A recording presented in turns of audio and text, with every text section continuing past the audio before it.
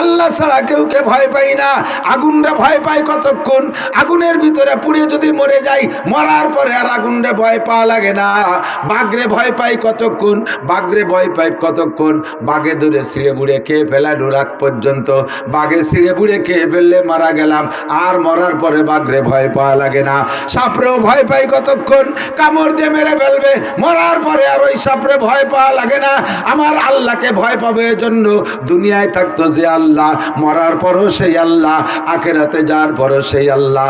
আল্লাহর সামনে থেকে একটা কদম আমাকে জবাব না দিয়ে সামনে বাড়ার উপায় নাই। নবী পাক বলেন লা তাজালু কদমা ইবনি আদম হাত্তা ইউসআলা আন আরবা। এ যুবক মনে রাখো, আবাল বৃদ্ধ বনিতা নারী আর পুরুষ, পর্দার আড়ালে মা বোনরা, আল্লাহর কসম, আল্লাহর কসম, বিশ্ব নবী মিথ্যা কথা বলেন নাই। আল্লাহ পাকের জন্য ভয় পাবো কিয়ামতের ময়দানে আল্লাহর সামনে দিয়ে 4টি চেকপোস্ট অতিক্রম করা ছাড়া, 4টি ইমিগ্রেশন ছাড়া একজন মানুষের সামনের দিকে এক কদমও বাড়তে পারবা না। ও যুবক, পাগলামি করিস না, একটু লক্ষ্য করে শোন। 4টে প্রশ্নের জবাব না দিয়ে এক কদম সামনে বাড়া সম্ভব হবে না। প্রশ্ন জোরে বলেন কয়টা? 4টি ইমিগ্রেশন। আমি দুনিয়ার মিসাল দিয়ে কথা বলি, এদিক তাকান। যারা বিমানে চড়ছেন বিদেশে যাওয়ার জন্য তারা জানেন, বিমানে উঠতে হলে, বিমানে উঠার আগে 4টি ইমিগ্রেশন হয়। বিমানের চেকের নাম হলো ওখানে এয়ারপোর্টের পরিভাষা। ইমিগ্রেশন মানে চেকপোস্ট। 1 নম্বর ইমিগ্রেশন আপনাকে পাসপোর্টটা চেক করবে, আপনার পাসপোর্ট ঠিক আছে কিনা, আপনি বাঙালি জাতি কিনা অন্য কোন জাতি, নাকি আপনার পাসপোর্ট আছে কিনা। 1 নম্বর পাসপোর্টের ইমিগ্রেশন হবে। 2 নম্বরে আপনার লাগেজ ইমিগ্রেশন হবে। লাগেজের ভিতরে যে লাগেজটা নিয়ে যাচ্ছে বিদেশে, ওর ভিতরে কোনো অবৈধ জিনিস আছে কিনা, ইমিগ্রেশন হবে। 3 নম্বর ইমিগ্রেশন হবে আপনার টিকিট ইমিগ্রেশন। আপনার টিকিট চেক হবে, ঠিক আছে কিনা। 4 নম্বর ইমিগ্রেশন আপনার বডি চেক হবে। অনেকে নাকি পেটের মধ্যে অবৈধ জিনিস ঢুকাইয়া বাইরে নিয়ে ডেলিভারি দিয়া সেই যে দামি দামি জিনিস বিক্রি করে, এইরকম উল্টো পাল্টা করে, এই জন্য বডি ইমিগ্রেশন হবে। 4টি ইমিগ্রেশন পার না হইতে পারলে, 3টে পার হয়েছেন, একটাই ধরা খেয়ে গেছেন, পার হইতে পারবেন না, বিমানে উঠতে পারবেন না। আমি নিজেই তার বাস্তব পরীক্ষিত। আওয়ামী লীগের আগের নির্বাচনের সময় বাংলাদেশে 5 দিন মাহফিল বন্ধ করে দিয়েছে। চিন্তা করলাম যে বাংলাদেশে মাহফিল বন্ধ, বাড়ি বসে থাকবো কে, সুযোগ একটু পাইলাম, চলে গেলাম মালয়েশিয়া। তো যাওয়ার সময় বিমানবন্দরে যাইয়া লাগেজ ওকে, পাসপোর্ট ওকে, টিকিট ওকে, বডি ইমিগ্রেশনে ধরা পড়ে গেছি। মেশিন আমার সাথে লাগানোর সাথে সাথে লাল বাতি জ্বলে ওঠে, রিং করে ওঠে। যারা ইমিগ্রেশন করতেছে সব আমার শ্রোতা পরিচিত, কিন্তু মেশিনই যদি না ছাড়ে পরিচিতি তো কাজ হবে না। মেশিন ধরে আর রিং করে, খুলতে খুলতে সব খুলে দিলাম, মানে পকেটে যা যা ছিল সব বের করে দিছি। আমি বুঝতেছি আমার গায়ে কিছু নেই, তারপরও রিং করে। ওরা যারা আছে ওরা ধরতে পারেনি, পরে ফেরেস্তা পাল্টাই দিল। এই ফেরেস্তাকে দ্বারা সম্ভব না। মহিলা ফেরেস্তা আইছে একজন, ও মেশিনের টাইম নিয়ে আমার দিক লাইটের মধ্যে একটা চাপ দিয়ে মারি দিয়ে কয়, হুজুর আপনার এই বুক পকেটের মধ্যে ছোট একটা ডায়েরি আছে, ওই ডায়েরির ডায়ালের মধ্যে একখান ব্লেড আছে, ওইটা ফেলাই দেন, রিং করবে না। খুলে দেয় যে সত্যি কবে যেন নখ কাটতে জন্মতে ধুয়ে দিছি আর বেরোতে মনে নাই। ও আমারও বিরক্ত করতেছে। আমি উরে বাবা, এদি আব্দুল কাদের জিলানির বড় ভিড়। এ মহিলা কিভাবে টের বলো এই ডায়ালের ভিতরেই রয়েছে। 4টি ইমিগ্রেশন কমপ্লিট হওয়ার আগে যেমন বিমানে উঠতে দেয় না, জান্নাতের বিমানে উঠতে হলে আপনাকে 4 ইমিগ্রেশন অতিক্রম করা লাগবে। 1 নম্বরে আন উমরিহি ফিমা আফনা, 70-80 বছরে হায়াত পাইছেন দুনিয়ায়, হায়াতটা কোন কাজে লাগাইছেন কইয়া যান। কয়জন বলতে পারবেন আজকে কি বার গেল? বুধবার। বুধবার না, গত বুধবার সকালে কে কি খাইছেন কোন দিন? তাড়াতাড়ি সত্যি কথা কবেন, মিথ্যে কথা কবেন না। আজ সকালে কি খাইছি তাই তো আমার মনে নাই। কতক্ষণ? 1 সপ্তাহের হিসাব নিলে হিসাব দিতে পারবো না। আমার গোটা জিন্দেগির হিসাব দেওয়া লাগবে, আল্লাহর কসম লাগবে। একটা কদম সামনে বাড়তে পারবা না 80, 70, 80, 90 বছরের হিসাব দেওয়া ছাড়া। কারাহাবা খলকে আরি জুমলা রাস, কারাহাবা খলকে আরি জুমলা রাস, বাখুদা তসবির রহিলা কায়রাওয়াজ। বুড়ো খালেক মোল্লা এদিক তাকাও, আলহামদুলিল্লাহ পড়ে শোনাও। আল্লাহ আমি জম্মে সোজা মানুষ, এমন কড়া পেরে প্রশ্ন করো কে? আল্লাহ কয় এত সোজা, তোমার ছেলে মেয়ে কয়টা? আল্লাহ মোটে 12টা। এত সুজাইয়া পারো না 12টা ছেলে মেয়ে বানাতে পারলে কিভাবে? পারো না আত্তাহিয়াতু শুনো, দোয়া কুনুত শুনো, সূরা ফাতিহা শুনো, ইখলাস শুনো, দুরূদ শরীফ আমারে শোনাও, তিলাওয়াত শোনাও, কোরআন শরীফ শিখাও, শোনাও। ইংলিশে বুড়ো মানুষ রিটায়ার্ডের পরে দেখি পেপার পড়ে, ইংলিশ পেপার ঠ্যাঙের পর পাও দিয়ে চেয়ারে সাইতে শুয়ে সে পেপার পড়ে, বুড়ো মানুষ ইংলিশ পেপার। IABM পাস করছো, এর জন্য কত সময় দেছো? আমার কোরআন শিখতে জন্য কতটুকু সময় দেছো একটু কইয়া যাও। আরে স্যার দোকানে বসে ঘন্টার ঘন্টা সময় লাগাইছো, মসজিদে তাবলীগ জামাত আইছে তো কতবার পিড়ে করছে, বাড়ির কাছে যে ডাকছে, দোকানে যায় গাছ করে আসছে, তাদেরকে ওয়াদা দেশ আসতেছি মসজিদে আসো নাই। ও বান্দা, 7 দোকানের সময় লাগাইলে মসজিদে কেন আসলে না? আয় আমার কাছে এই টাইপের জবাব দিয়ে যা। তোরে 80 বছর হায়াত তোর আব্বা দেয় নাই, তোর মা দেয় নাই, তোর রাজা বাচ্চা দেয় নাই। অমান্য আমির গুরুনা কিছু ফিলকাল, আমি আল্লাহ তাআলা তোকে লম্বা হায়াত দিয়েছি, আর তোরে এই শিক্ষা দেওয়ার জন্য বার্ধক্যে নিয়ে তোরে দুর্বল বানাই দিছি। তোর যৌবনকাল কেমন ছিল মনে আছে? বার্ধক্যে এসে কত দুর্বল হয়ে গেছিস। এ সময় পর্যন্ত মসজিদে যাইতে মনে চায় না। আমার চোখের সামনে আমার বাড়ির কাছে মসজিদ আছে, এ সাইদের বুড়ো আমাদের এলাকায় আছে, আমাকে কয় বুড়ো সকালে আইসে এই যে মসজিদের দ্বারে 4 দোকান, ওই জায়গায় এসে বসে, দুপুর পর্যন্ত বসে রয়েছে, এর মধ্যে নড়াচড়া নাই। জোহরের আজান দিছে, বাড়ি চলে যায়, আজান দিলি বাড়ি চলে যায়, সব উল্টে গেছে। এদিক টাকান, আগে ঘরে বসে মানুষে গল্প স্বল্প করতেছে, ঘরে বসে গল্প করতেছে 60 বছর। যদি এর মধ্যে একজনের বাথরুমের জরুরত হতো, তাহলে কি কতক্ষণ দি কয় তোমরা বসো, আমি একটু বাইরেতে আসি, তাই করতো না? আগে বাথরুম ছিল কোন জায়গা? বাইরে ছিল না। এখন উঠোনে বসে গল্প, আরে পায়খানা আসে, কয় তোরা আমি একটু ঘরেতে আসি। বাথরুম সব ঘরে ঢুয়ে গেছে, অ্যাটাচ হয়ে গেছে, পাল্টে গেছে না সব। আগে মুসল্লিরা মাঠে ঘাটে কাজ করতো, চকের মধ্যে কাজ করতো, আজান দিলে কয় এ চল যাই মসজিদে যাই, কেউ যদি না যায় কয় তোরা কাজ কর, আমি মসজিদে আসি। আর এখন মসজিদের ধারে 4 দোকান বসে গল্প করে, আজান দিলে কয় তোরা ভয় আমি বাড়িতে আসি। সময়টা কিভাবে চলে গেল একটু খেয়াল করলেন না? এই সময়ের হিসাব দেওয়া লাগবে কি লাগবে না? না বুঝতে পারতেছি না, একটু খেয়াল করে না, বুঝাইতে পারতেছি না। 70-80 বছরের হিসাব দেওয়া লাগবে। 1 নম্বর ইমিগ্রেশন, দুনিয়ার সব কাজ তোমার পরিপাটি।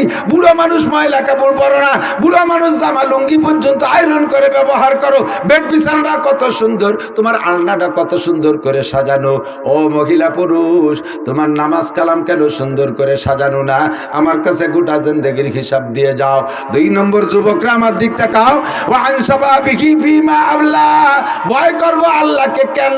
এই প্রশ্নগুলো সরাসরি আল্লাহ করবে, আল্লাহর সামনে দাঁড়ায় জবাব দিয়ে যাইতে হবে। আনজাও স্বাভাবিক যৌবনকাল সম্পর্কে জবাব দেয়া লাগবে।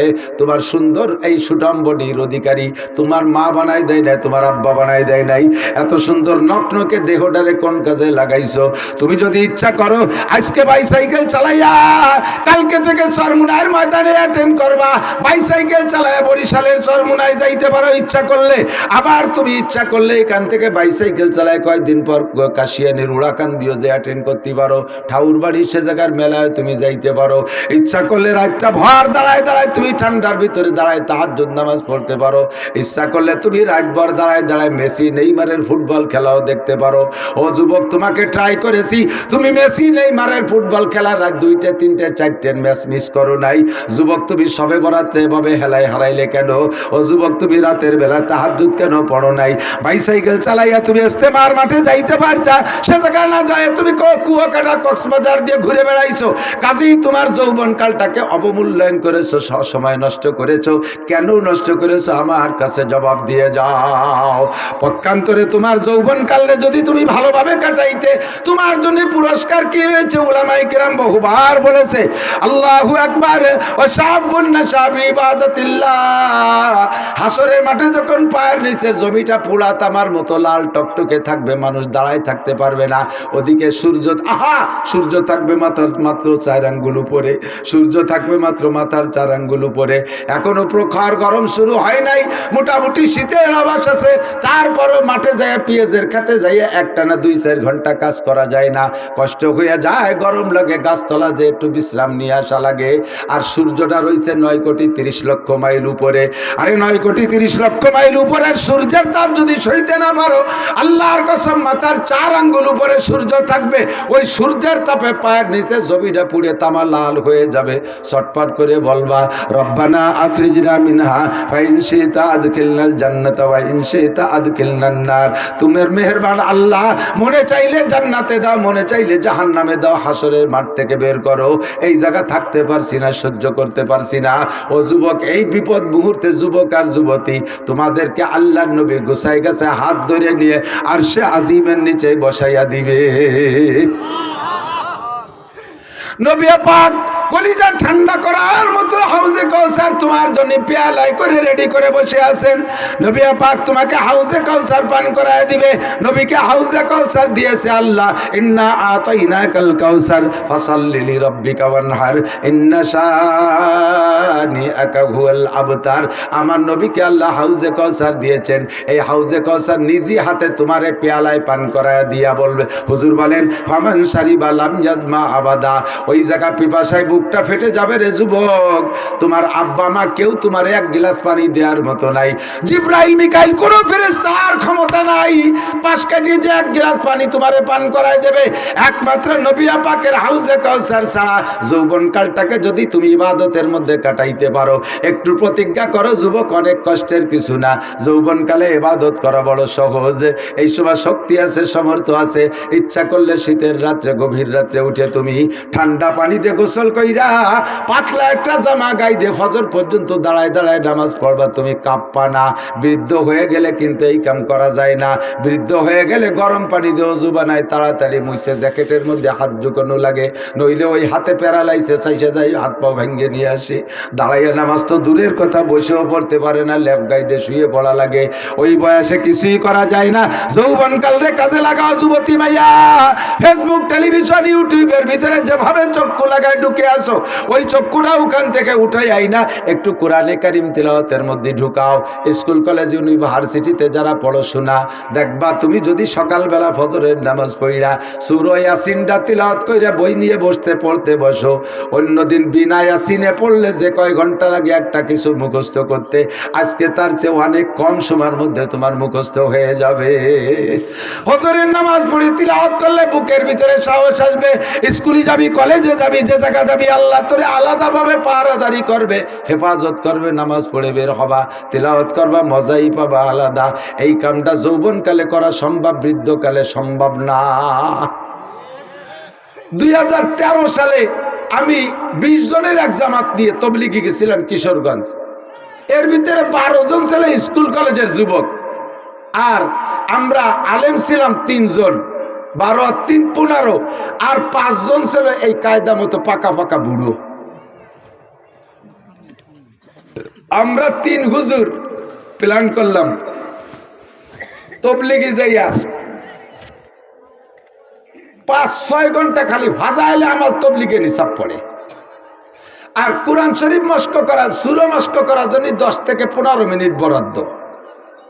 এইটা আমারে খুব হিট করছে। আমাকে আমির সাহেব ছিলেন আপনাদের বলমারির মজিবার দারোগা সাহেব, উনারও সেই একমত যে মুরব্বীরা এই করে, আমরা ওই করব, এর উল্টো করা যাবে না। আমি বললাম যে ভাই 15 মিনিট কোরআন শরীফ পড়া শুদ্ধ করার জন্য আপনি তো কয় চিল্লা দেশের আলহামদুলিল্লাহ সূরাটা শুনুন দি, কয়গুলো বাদ দেন, আগে ভাজাইলে আমার পড়ি, আমাকে বাদ দেবো, আসলটাই ধরবো। কোরআন শরীফ নিজে পড়তে পারো না, এই জন্য কোরআন শরীফ এখানে পড়া বানাবে সেটাই। আমরা 3 হুজুর আইছি, এই বাকি 17 জনের কোরআন শরীফ শুদ্ধ করে পড়ায় বাড়ি নেব, এই প্ল্যান করছি। আমির সাহেব কড়া বাধা দিচ্ছে, না এটা তবলিগির নিয়ম না, এটা তবলিগির নিয়ম না, তবলিগি কোরআন পড়া পড়ি নাই। আমি যে তবলিগি কোরআন পড়া পড়ি নাই, ওই তবলিগ আম্মা বাদ, ও বাদ, আমি ওই তবলিগি করবো না। স্থানীয় কিশোরগঞ্জের পাকুন্দে থানার আমিরকে উনি জানাতেছে, সব আমির এসে হুজুর নতুন করে আবিষ্কার করবেন না, যেভাবে মুরব্বীরা চালায় সেইভাবে। আমি বললাম যে তাহলে আমি তবলিগি করবো না। আমি টাকা নিয়েছি, এই 20 জনরে এক চিল্লে ঘুরে খাওয়াই নিয়ে যাবো, সেটাকে আমি একা নিয়ে আইছি, আর ওরা তো যাত্রা নিয়ে আইছে।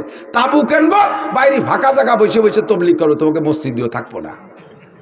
তবলিগি থেকে যদি কোরআন শরীফ পড়া শেখানো যায় তাহলে কিসি সাতার তবলিগ হলো? আপনারা কি বলেন? সারা জীবনে যদি একবার এক লাইনে ফাজাইল আমাল তবলিগে নিসাব কেউ না পড়ে আর না শোনে, উলামায়ে কিরাম সাক্ষী কিয়ামতের ময়দানে আল্লাহ তাআলা তাকে ধরবে না। কিন্তু আউয়ালু মা ইহাসাবু বিহিল আবদু ইয়াউমাল কিয়ামাতিস সালাহ, কিয়ামতে সর্বপ্রথম জিজ্ঞাসা হবে নামাজ। জোরে বলেন কিসের? আর নামাজ ভাঙার 19টা কারণের 1 নম্বর কারণ কিরাত অশুদ্ধ পড়া। আর সেই কিরাত জীবন ভরে পড়বে না, ফাজাইলে আমাল 6 ঘন্টা পড়বে। কাকড়াইল ফোন দিলাম যে ভাই আমি তো এই করতে চাচ্ছি, আমির সব ঠেয়ায় কাকড়ালিতে ফোন দিয়ে কলো যে আমির কাকড়াইল পাঠাই দেন, ওটাতে দরকার নেই, শিখেন কোরআন শরীফ। আমরা 3 হুজুর আল্লাহর রহমতে নেমে গেলাম, এই 15 জন নিলাম। আমির সাহেব যাই নেই, পরে ছিল আমির সাহেব সহ এই কয়েকজনরে নিয়ে বসলাম মোটামুটি। এখন বুড়ো 5 জন আর জুয়ান হলো, যুবক হলো 12 জন, 15 12 আর 5 17 জন, আর আমরা 3 হুজুর, এই 20 জনের জামাত। চেষ্টা করে মাত্র 3 দিনই যুবক যে কজন, যে কথা বলতে চাইছি, যুবক যে কয়জন সেই কয়জনের মাত্র 3 দিনই কোরআন শরীফ পড়া শিখে ফেলাইছি। 38 দিনে তাদেরকে 8 পারা সবক পড়াইয়া বাড়িয়ে আনছি। থাক ফাজাইলে আমাল বাদ যাক, আর এই সময় ফাজাইলে আমাল পড়বই না। এখন ওরা কোরআন শরীফ পড়ার নিশাই হয়ে গেছে, অন্য কোনো কিছু শুনতে চায় না। আর এই বুড়ো যে কয়জন, বুড়ো কয়জন তো একেবারে আঠাইয়ে মাটি ছুঁয়ে সৈতিয়ে ডেলার মধ্যে কিছু ডোয়ে না। এই বুড়োকে 38 দিনে পারলাম না, পারছি। তারপর কাঁচাই ফেলাইছিলাম, অক্ষর চিনেছি, জের জবর চিনেছি, জজম তাজদিদ চিনে ফেলাইছি, মোটামুটি শব্দ তৈরি করা প্রায় শিখে ফেলাইছি। আর এক চিল্লে থাকতে হলে কটার সেই নিয়ে আসতে পারতাম। বলতে চাইছি এটা যে বৃদ্ধ হয়ে গেলে ব্রেন মগজ সবকিছু শক্ত হয়ে যায়, এ সময় সম্ভব না। তোমরা যুবক যারা আছো, ও যুবক একটু প্ল্যান করে, একটু প্রতিজ্ঞা করো, আমি যৌবনকালে কোরআন শরীফ পড়া শিখবই। স্কুলে পড়ো, দোষ নেই, কলেজে পড়ো, দোষ নেই, বিশ্ববিদ্যালয় পড়ো, ডাক্তারি পড়ো, মেডিকেল পড়ো, যা আছে ইঞ্জিনিয়ারিং সায়েন্স সব পড়ো, ফাঁকে তুমি কোরআন শরীফটা পড়া শেখো। দেখবা তোমার কর্মজীবনটা কত উন্নত হয়, কত উজ্জ্বল হয়। কিয়ামতের ময়দানে শাবুন নাশা ফি ইবাদাতিল্লাহ, যে যুবক তার যৌবনকালটাকে ধর্মের মধ্যে কাটাইলো, ওই যুবকরে যে আরশে আজিমের নিচে ছায়া দেবে, তুমি সেই যুবকদের কাতারে আরশের নিচে ছায়া পেয়ে যাবা। আল্লাহু আকবার। আন শাবাবিহি ফিমা আবলা, যৌবনকাল সম্পর্কে জিজ্ঞাসা হবে, কোথায় কাটাইছো, কোন বাগানে, কোন গাজার আড্ডায়, কোন জায়গায় যে কতটুকু কাটাইছো, ক্রিকেট ফুটবল হাডুডুর মধ্যে কতটুকু সময় দিয়েছো, খেলা করার ভিতরে খেলা দেখার মধ্যে কতটুকু সময় দিয়েছো, জবাব দিয়ে যাও। 3 নম্বর ইমিগ্রেশন আন মালিহি, মাল সম্পর্কে জিজ্ঞাসা করা হবে, মিন আইনা ইকতাসাবা ফিমা আনফাকা, এই মালের মালিক তুমি কিভাবে হইলে, কোত্থেকে কামাই করেছো, হালাল ভাবে উপার্জন করে হারাম ভাবে খরচ করেছো, এটাও তুমি অন্যায় করেছো। উদাহরণ নেনে দিক তাকান, ভ্যান চালায় টাকা কামাই করা বড় কষ্টের টাকা, হালাল টাকা। রিক্সা চালায় টাকা কামাই করেছেন, নসিমন করিমন চালায় টাকা কামাই করেছেন, পেঁয়াজের খেতে কামলা দিয়ে টাকা কামাই করেছেন, এমন করে বিভিন্নভাবে টাকা কামাই করেছেন, হালাল ভাবে কামাই করেছেন। সপ্তাহের পরে যাইয়া, সপ্তাহের শুরুতে শনিবারে যাইয়া ব্যারাকের কিস্তি দেন, গ্রামীণ ব্যাংকের কিস্তি দেন, আশা প্রশিকার কিস্তি দেন, এই কিস্তিতে সুদে দিন শোধ করতেছেন। কামাই করছেন হালাল ভাবে, খরচ করছেন হারাম ভাবে, আপনি সুদের সাথে জড়িত হয়ে গেছেন। নবী পাক বলেন, আর রিবা সাবউনা জুজআ, সুদের ভিতরে 70টা স্তর আছে, অর্থাৎ সুদের গুনার 70টা স্তর। প্রথম স্তরের গুনাহ হলো হারবুম বিল্লাহি ওয়া রাসূলিহি, আল্লাহ আল্লাহ রাসূলের সাথে যুদ্ধ করা। আল্লাহ পাক রব্বুল আলামিন কোরআনে কারীমের ভিতরে নিজেই বলেন, সুদখোর সুদদাতাদের সম্পর্কে আল্লাহ বলেন, ওয়াদারু মা বাকিয়া মিনার রিবা ইন কুনতুম মুমিনিন ফাইন লাম তাফআলু ফাযানু বিহারবিন বিল্লাহি ওয়া রাসূলিহি। ও যারা সুদে কারবারের সাথে জড়িত আছো, তোমরা তাড়াতাড়ি ফিরে আসো। জারু মা বাকিয়া মিনার রিবা, এতদিন যা খাইছো আজকে পর্যন্তটা পিছনেরটা ছেড়ে দিয়ে চলে আসো, আর সুদে কারবার করো না। ইন কুনতুম মুমিনিন, যদি তুমি ইমানদার হও, যদি তুমি ইমানদার হও। ফাইন লাম তাফআলু, যদি ছাড়তে না পারো তাহলে তুমি ইমানদারের কাতায় থাকবে না, তাহলে তুমি এবার রেডি হয়ে যাও। ফাযানু বিহারবিন মিনাল্লাহি ওয়া রাসূলিহি, আল্লাহ আল্লাহর রাসূলের সাথে যুদ্ধ করার জন্য রেডি হয়ে যাও। আল্লাহ আল্লাহর রাসূল তোমার সাথে যুদ্ধ করবে। জগতে কেউ আল্লাহর সাথে যুদ্ধ করে জিততে পারে নাই। নমরুদ পারে নাই, ফিরাউন পারে নাই, কারুন পারে নাই, হামান পারে নাই, সাদ্দাত পারে নাই, আবু জাহাল পারে নাই, আবু লাহাব পারে নাই, উতবা সাইবা কাফেররা কেউ পারে নাই। আল্লাহর সাথে যুদ্ধ করে তুমিও পারবা না। আমার আল্লাহর যুদ্ধ করতে অস্ত্র সাবান লাগে না। আল্লাহ পাকের যুদ্ধ করার মাত্র একটা বোমা, বোমাটার নাম হলো কাপনুন পেশকুন। কোন বলার সাথে সাথে হইয়া যায়। সুদে কারবারের টাকা নিয়ে পেঁয়াজের খেতে লাগাইছো, ভরা পেঁয়াজ পাইকে গেছে, পেঁয়াজ উঠাবা তার আগে মাত্র 3 ঘন্টা বৃষ্টি দিয়ে পুরো মাঠের পেঁয়াজ ডুবাইয়া পচাই দিতে পারে কি পারে না? ফাজানু বিহারবিম মিনাল্লাহি ওয়া রাসূলিহি। সুদে টাকা উঠাইয়া সেই টাকায় দিয়ে মেয়ে বিয়ে দেছো, ও মাইয়ের বিয়েও লাস্টিং করবে না। মেলানির পরে তেলানি গিরনির আগে আগেই বিয়ে, বৌতি মাইয়েটা 3 তালাক নিয়ে একেবারে 3 চিল্লায় বাড়ি চলে আসবে। সুদে টাকা উঠাইয়া, ব্যারাকের টাকা উঠাইয়া ছেলেরে চাকরি দেছো, চাকরি লাস্টিং করবে না। সুদে টাকা উঠাইয়া সেই টাকা দিয়ে ছেলেরে বিদেশ পাঠাইছো, ইনকাম তো হবে না, 100 করে লাশও বাড়ি আসতে পারে। সুদে টাকা উঠাইয়া দোকানে পুঁজি বাড়াইছো, দোকানে আগুন লেগে ছাই ভস্য হয়ে যাবে, ঠেকাতে পারবা না। এ সবই আল্লাহ পাকের যুদ্ধ। সুদে টাকা উঠাইয়া ছেলেরে বিয়ে দেছো, বউটা লাস্টিং করে না, বাপের বাড়ি যাওয়ার পরে আর আসে না। সুদে টাকা উঠাইয়া নিজে বিয়ে করছো, ও বউও টেকবে না। সুদে টাকা উঠাইয়া সেই টাকা দিয়ে মুসলমানির অনুষ্ঠান করছো, ও মুসলমানিও টেকবে না। 2-3 বার দেওয়ার বড় কাজে ফিরে আবার কাটতে হবে। সুদে টাকার মুসলমানিও লাস্টিং করবে না। জারুমা বাকি আমি না রিবা, আল্লাহ কাছে যুদ্ধ আমি করব, আমার সাথে যুদ্ধ করে টিকবি না। 1 নম্বর গুনাহ, 70 গুনার 1 নম্বর গুনাহ। লাস্টে যাইয়া একেবারে 70 নম্বর, হ্যাঁ 70 নম্বরে সুদে গুনাহ। আপনাদের এদিক তো সুদে কারবার নেই? না না না, সবাই দাঁত মেজে ফেলাইছে। হ্যাঁ আছে। হাজারে হাজার টাকার সাথে 1 মণ পেঁয়াজ, এ সুন্নত আছে না? হাজারে হাজার টাকার সাথে 10 কেজি পাট, এ সুন্নত আছে না নাই? হাজারে হাজার টাকার সাথে 1 মণ ধান, হাজারে হাজার টাকার সাথে 100 টাকা। ওই টাকা 100 না দিতে পারলে পরের মাসে থেকে 1100 টাকা, 110 টাকা। চক্রবৃদ্ধি সুদ বাড়তে আছে না নাই? 70 নম্বরের গুনাহ যেটা, সুদখোর সাবধান হয়ে যাও। 70 নম্বর গুনাহ হলো আইয়ানকি আর রাজুল উম্মা।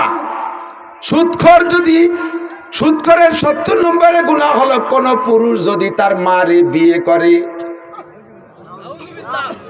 কাঁপে না কেউ? মারে বিয়ে করলে কি বিয়ে হয়? সারা দুনিয়ার সব রেজিস্টার আসে যদি আলাদা আলাদা খাতায় স্বর্ণ করে ছেলেরে মারে বিয়ে দিয়ে দেয়, এই বিয়ে কি বিয়ে হয়? দুনিয়ার অন্য জায়গাও জেনা করলে জেনা হয়, কিন্তু এইটা হলো জঘন্য। এই ভাষাটাই বলা বড় লজ্জাজনক। যেহেতু করে হাদিসের মধ্যে আসছে, যেহেতু হাদিসে আসছে তাই বলতে সাহস পাইলাম। মাকে বিয়ে করে মায়ের সাথে জেনা করা যেমন, সুদের 70 নম্বর গুনাহটা তেমন। যদি কেউ পারো মায়ের সাথে জেনা করতে, তাহলে সে আজকে থেকে সুদে কারবারের সাথে জড়িত থাকবা, ব্যারাকের সাথে জড়িত, অ্যাডামসের সাথে জড়িত, কারিতাসের সাথে জড়িত, বিআরডিবির সাথে লেনদেন, গ্রামীণ ব্যাংকের সাথে লেনদেন, আশার সাথে লেনদেন, যত সুদের সংস্থা আছে এবং পারিবারিক সুদ আছে, সামাজিক সুদ আছে, সুদে কারবার যতগুলো আছে সবগুলো সম্পর্কে আল্লাহর কাছে জবাব দেওয়া লাগবে। আন মালিহি মিন আইনা ইকতাসাবা ফিমা আনফাকা। কামাই করছো হালাল ভাবে, খরচ করো যাইয়া সুদের ভিতরে যাইয়া, এটা অন্যায়। 2 নম্বর, কামাই করছো হারাম ভাবে, হালাল ভাবে খরচ করছো। যেমন ঘুষ খাইয়া মোটা টাকা কামাই করে 50 লাখ টাকা দিয়ে মসজিদ করে দেয়, 50 কোটি টাকা দিয়ে কাবার গিলাপ বানায় দেয়, আইতকুর নেকিও হবে না, পুয়াডা নেকিও হবে না।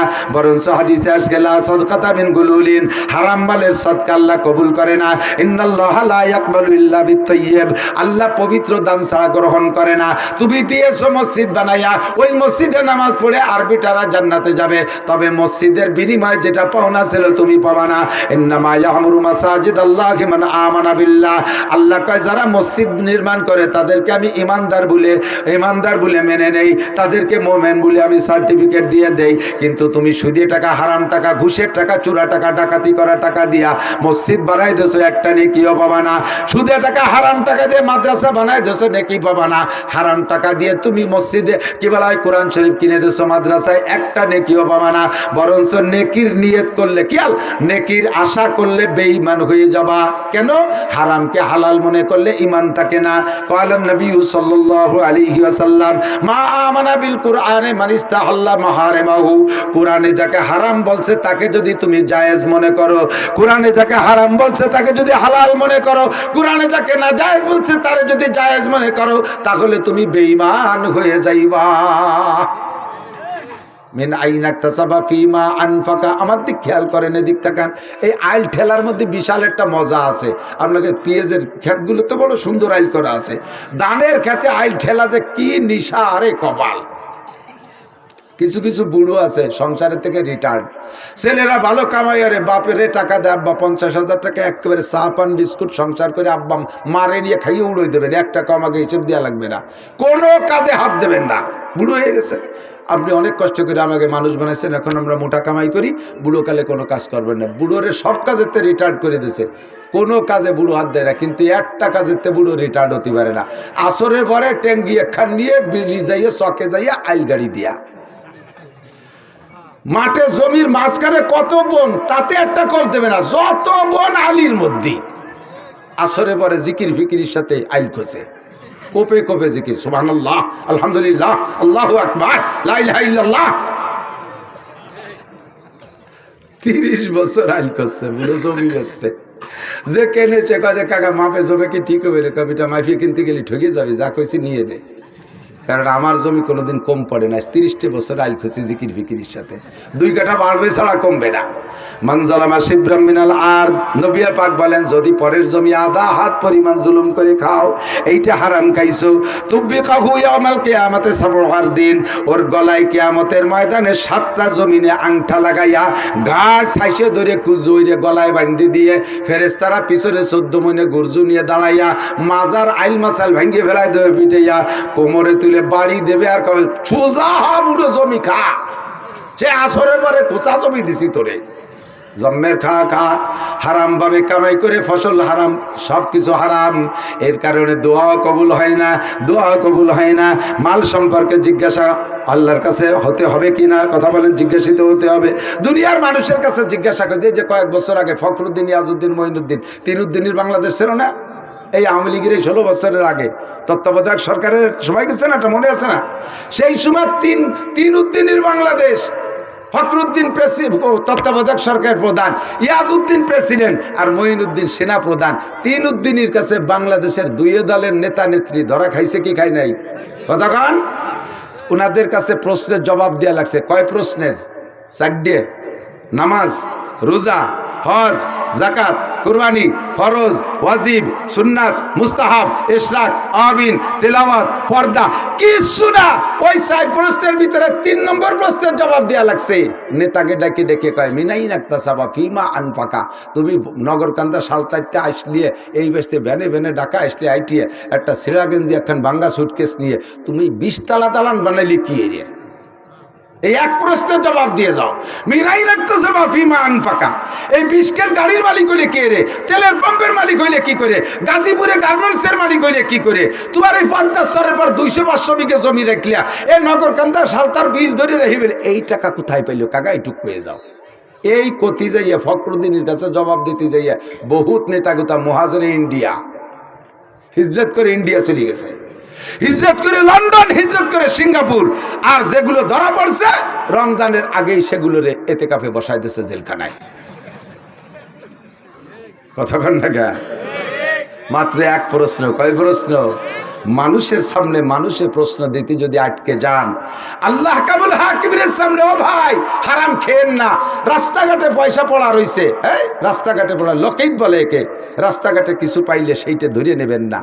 2-5 টাকার নোট দেখলি ডাক দেয়, এ কাটা পড়ছে, কত কাকা? 5 টাকা। 5 টাকা। এই জন্য উনি এলান করতেছে, যদি 1000 টাকার নোট পায় তাহলে সে সময় এলান আসে না, কথা কন, ঠিক না? নামাজি মানুষ 1000 টাকার নোটের কাছে চিত হয়ে পড়েন। একই মিনাইন ইকতাসাবা ফিমা আনফাকা, হারাম মালের কি ক্ষতি আছে, বিশাল ক্ষতি।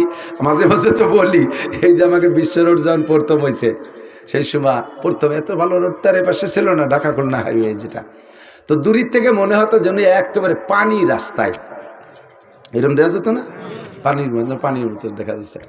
তো ব্যানালারা তো কয় বছর চালাতে পারে না রাস্তা হওয়ার সময়। আমি একবার এই আলফাডাঙ্গা মাহফিলে আসবো বাড়িতে, তা কোনো যানবাহন পাই না, ভ্যান একখান নিয়ে আসছি বাড়িতে, যে রাত্রেই চলে আসতে হবে, চল ভ্যান নিয়ে যাই। তো আমাকে কেকাই নিয়ে আমাদের পাশের গ্রামের এক ভ্যানালারা নিয়েছি। আসার সময় কদ্দূরও চালাইছে, এরপরে ওর ভ্যান আমি পিছন দিয়ে ঠেলি আর ও সামনে দিয়ে টানে, অজে যাচ্ছি ভ্যানে। রাস্তায় লাল লাল কুয়ার ধুলো, গাড়ি ধুলোয় লাল হয়ে গেছি। মাহফিলি গেছি, কাগজের এই অবস্থা, কাগজে ভ্যানে আইসি। আমি যে তাড়াতাড়ি এবার স্যান্ডেল পাল্টাতে হবে, পাও চুলিয়ে গেছে, ভ্যানে আসলে পাও চুলোকে ঠেলি আইছি। অষ্টাস করে রাত্রির ভিড়ে বাড়ি গেছি, যাইতে আলফাডাঙ্গাতে আমার বাড়ি যাতে 4 ঘন্টা লাগছে, ওই ভ্যান ঠেলতে ঠেলতে গেছি দুইজন। তবু একজন সাথী পাইছি, কাজ হয়েছে। এইভাবে 4-5 বছর ধরে এই রাস্তা করছে। যখন রাস্তা হয়ে গেছে তখন তার খুশির শেষ নেই। এই ব্যানালারা কয় যে হুজুর এখন কাজা কাপ্পারা আদায় করবো, ওই 5 বছর পরান বলে চালাতে পারিনি, সেইটুক জম্বে চালাবো। উঠছি ফুকরেতে, বাড়ি যাই ভ্যানে উঠছি। ফুকরু আর গোপীনাথপুরের মাঝখানে বড় বড় ফাঁকা, দুটি বড় ফাঁকা আছে। এক ফাঁকায় যাই, ও যে চালাচ্ছে ধুমসা, যে প্যাডেল ভ্যান, সে সময় আমি কি একটা আস্তে চালা, এত জোরে চালাচ্ছে, যদি আচানক ব্রেক করা লাগে 100 কিলোমিটার তো ঠেয়াতে পারবি না।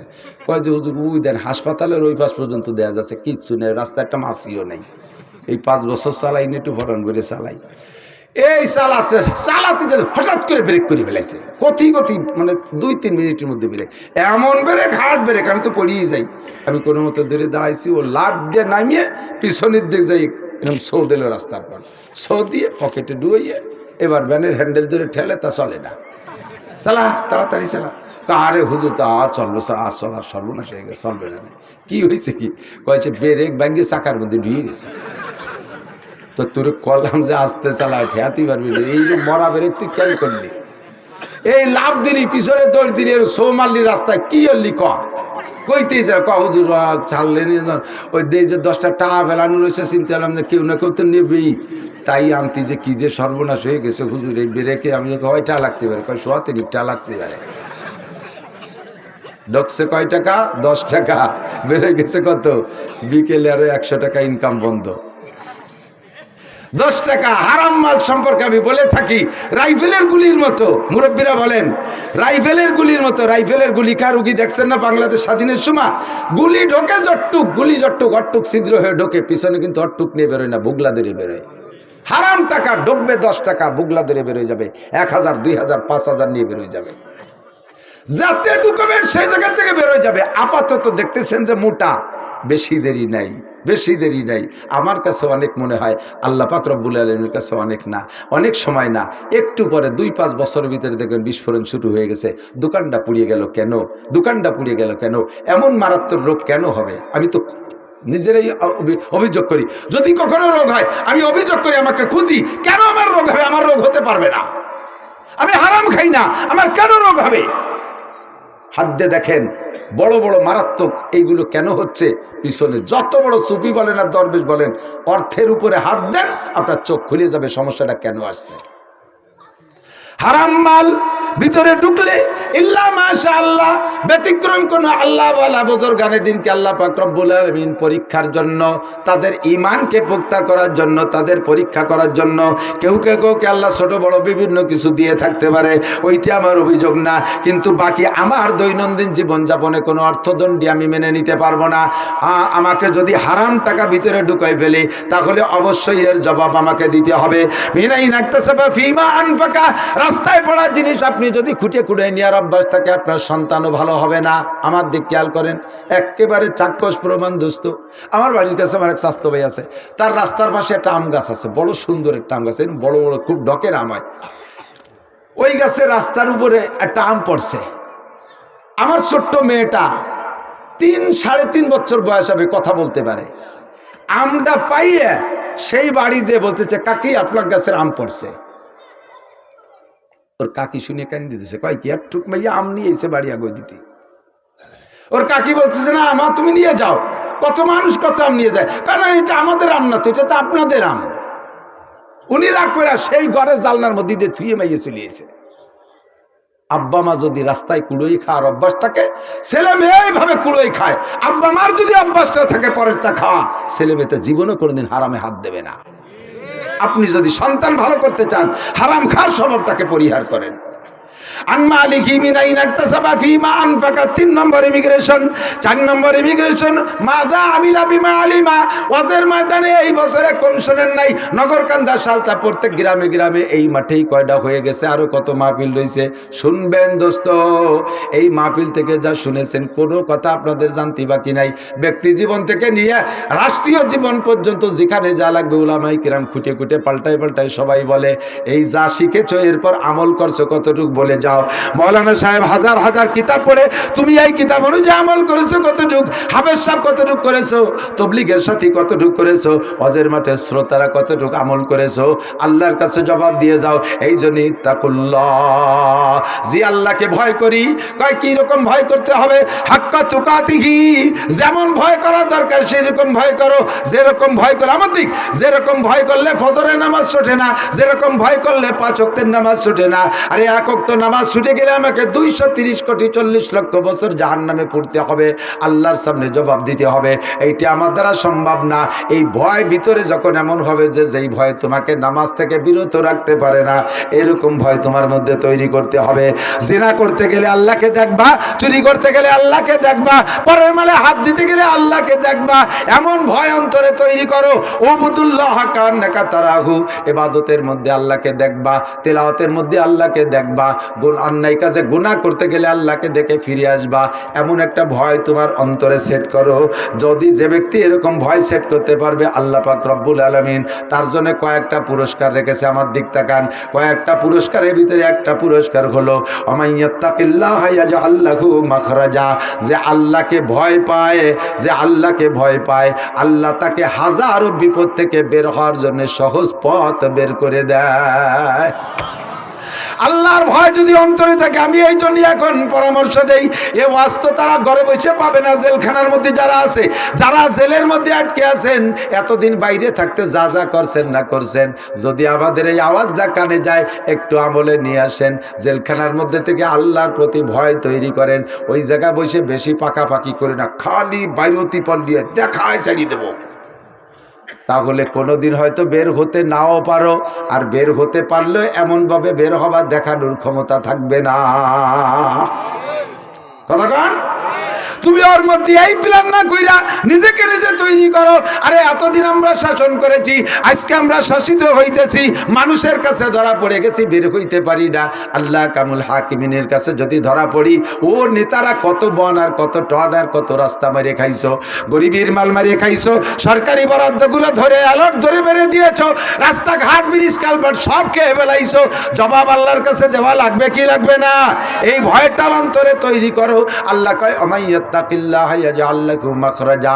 দুনিয়ার কোনো নেতা নেতি বের করতে পারবে না। অন্তরে ভয় তৈরি কর, আমি আল্লাহ বিপদ থেকে বের হওয়ার ব্যবস্থা করে দেব। ওয়ারযুকহু মিন হাইসু লা ইয়াহতাসিব। তাকওয়ার 2 নম্বর পুরস্কার হলো ওয়ারযুকহু মিন হাইসু লা ইয়াহতাসিব। ধারণার বাহির স্থান থেকে আল্লাহ মোটা রুজির হালাল ব্যবস্থা তৈরি করে দিবে। আল্লাহ আমার দিক তাকান। ইউসুফ নবী আলাইহিস সালাতু ওয়াস সালামের তাকওয়া বলবো। ঘরের মধ্যে আটকাইছে জুলাইখা, ছোটবেলা থেকে পালিয়ে পুষে বড় করছে। জুলাইখারে এ ব্যাপারে বিলকুল অভিযোগ করা উচিত না, কারণ এই মানুষটার কাছে এনিমের এভরিবডি দুর্বল। উনি ছোটবেলায় মা মারা গেছে, ওনার ফুফু, আপন ফুফু উনারে নিয়ে পালতো। সেই ফুফু ভাতিজাকে এমন ভালোবেসে বেলাইছে, তার চেহারা, তার চালচলন গুণে।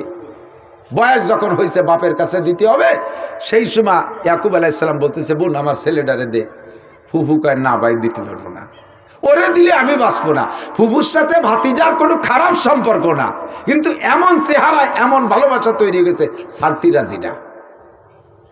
তো ওই সময় এদিকে বাপে তো নিয়ে আসতে হবে, ছেলের লেখাপড়া শিখাতে হবে। বাপ তো নবী, ছেলে তো মূর্খ রাখা যাবে না, নিয়ে আসতে হবে। বাপের বাড়ি না আসলে তো লেখাপড়া করবে কিভাবে? তা আনার জন্য বারবার পিড়ে পিড়ি করতেছে, ফুফু তারে দেবে না। ফুফু এই ভাতিজাকে রাখার জন্য কৌশল আসছে। ওই সময় বিচার ব্যবস্থা ছিল, চোরে যদি কোনো মাল চুরি করে আর ওই চোরের কাছে ওই মাল পাওয়া যায়, তাহলে তার বিচার হলো মালের মালিকরে চোরটা দিয়ে দিতে হবে। যাও, তোমার এটি দিয়ে দিলাম, তুমি কাজে লাগাওগে। এখন ইয়াকুব আলাইহিস সালাম ছেলে চাইতেছে, বোনটা দেবে না, ফুফুতা ভাতিজাকে আসতে দেবে না। যখন বাপে জোর করছে আনবই, তখন ফুফুতে করছে কি যে ঠিক আছে তাই যাও, তোমার ছেলে তুমি নিয়ে গেলাম, চেয়াতে পারো না। ব্যাগের মধ্যে ওনার স্বর্ণের একটা পেয়ালা ছিল, তাই ডুয়ে দিছে। কোন ফাঁকে ঢুকে দিছে পোলাপান মানুষ টের পাইনি। বাড়ি চলে আসার পরে করছে, ভাই দাদি তোমার সাহালের ব্যাগের মধ্যে আমার সোনার পেয়ালা নিয়ে গেছে নাকি, আমার সে সোনার পেয়ালা পাচ্ছিলে, তালাশ করিয়ে খুঁজে দাও দিয়ে এনেছে নাকি। ব্যাগ খুলে দেয় যে সে সোনার পেয়ালা ওর ব্যাগের মধ্যে। কয় যে তাহলে শরীয়তে যে বিচার আছে, এই দেশের বিচার অনুযায়ী তোমার ছেলেরা আমার বাড়ি দিতে হবে।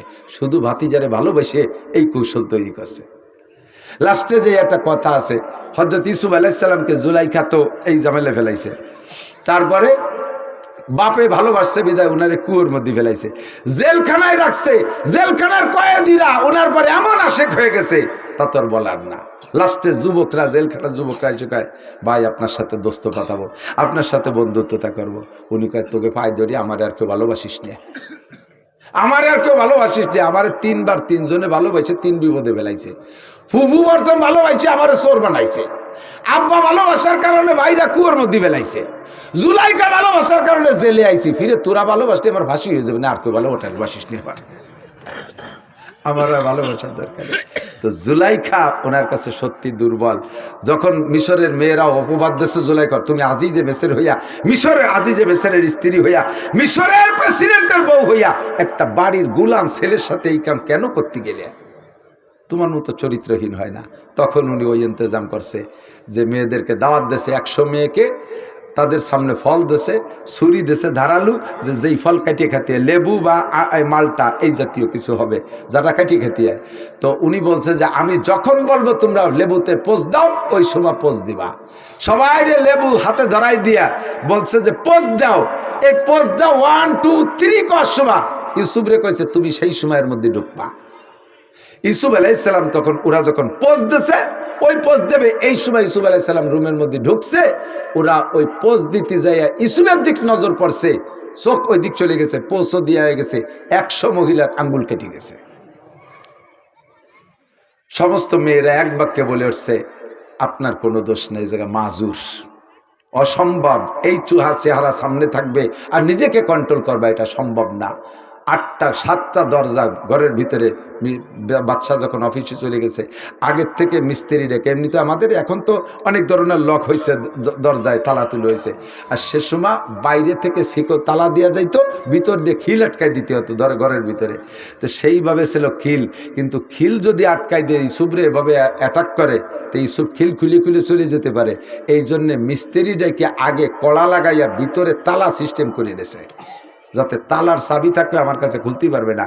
এইভাবে 7টা দরজা আটকাইয়া তালা দিয়ে ভিতরে নিয়ে সামনে একেবারে খাস রুম, জগতের কেউ নাই, এক আল্লাহ ছাড়া দেখার কেউ নেই। জুলাইখা মূর্তি পূজারী ছিল, মোশরেক ছিল। সে মূর্তি, তার যে ওই রুমের ভিতরে যে মূর্তিটা পূজা করে, সে মূর্তির মাথা কালা কাপড় দিয়ে বাঁধ দিয়ে ঢেকে থুয়ে দিছে। ইউসুফ আলাইহিস সালাম রেডি ওই জায়গা আটকাইছে। সামনের পর নিয়া মৌখিকভাবে প্রাথমিকভাবে কোনো কিছু করে নাই, প্রথমভাবে তার প্রস্তাব দিয়েছে, অন্যায়ের প্রস্তাব। ইউসুফ আলাইহিস সালাম রাজি না, কোনোভাবেই রাজি না। লাস্টে যখন ছাড়েই না, তখন বলতেছে জুলাইখা তুমি এই যে এইটা কি, এটা এই যে যেটা মাথায় কাপড় বাঁধছে ওটা কি? যে ওইটি আমার উপস্য, ওইটা আমার মাবুদ, আমি তার ইবাদত করি। তো ওর মাথায় যে কালা কাপড় বাঁধছো কে? সামনে যে প্রোগ্রাম আমি করছি তার চোখের সামনে তো এই কাজ করা ঠিক হবে না, এই জন্যই তার চোখ বেঁধে থুইছি। ইউসুফ আলাইহিস সালাম লাইন পেয়ে গেছে, কয় তুমি যার ইবাদত করো তার চোখ কালো কাপড় দিয়ে বাঁধলি সে দেখে না, আর আমি যার ইবাদত করি তার চোখ কালো কাপড় দিয়ে বাঁধাও যায় না, আর তার চোখ অন্ধ করা যায় না, সে সর্বহালাতে আমাকে দেখে। তোমার এই মাটি মূর্তির সামনে যদি অন্যায় না করতে পারো, আমার আহকামুল হাকিমিনের সামনে আমি এ কাম করতে পারবো না। জুলাইখার গায়ের সম্পূর্ণ কাপড় খুলে ফেলাইছে। সেও কিন্তু শ্রীমতী, বিশ্ব সুন্দরী। গোটা দুনিয়ার ভিতরে সবচাইতে সুদর্শন হলো মিশরি মেয়েরা, মিশরি পাকিস্তানি মেয়েরা সবচাইতে সুন্দরী। তার ভিতরে আজিজে মেসের বিশ্ব সুন্দরী। সেই সুন্দরী যুবতী মেয়ে যদি একজন যুবকের সামনে বেবস্ত্র হয়ে যায়, তখন ইমান ঠিক রাখা কত কঠিন। ওই সময় একমাত্র আল্লাহর ভয় ছাড়া আর কোনো ভয়তে কাজ করে না।